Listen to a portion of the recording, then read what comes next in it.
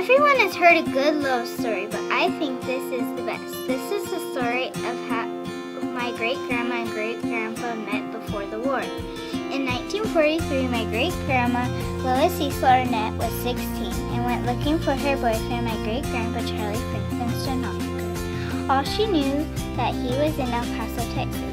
She knew he was in El Paso, Texas because he had been in the war somewhere in Europe. They had been writing letters, and one of them said it. My great-grandma really just left her home in Wellington, Kansas. She wrote a letter to her family that said she was leaving for Texas. She hitchhiked to El Paso, Texas. My great-grandma slept in a culvert that is like a ditch. A few days later, she arrived in El Paso, Texas. She had no clue where he was. All she knew that he was in El Paso.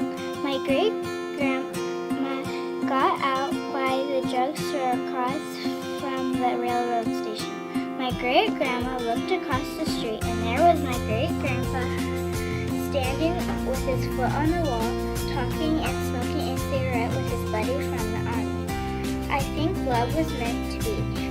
My great-grandma and great-grandpa said, "Let's get married here."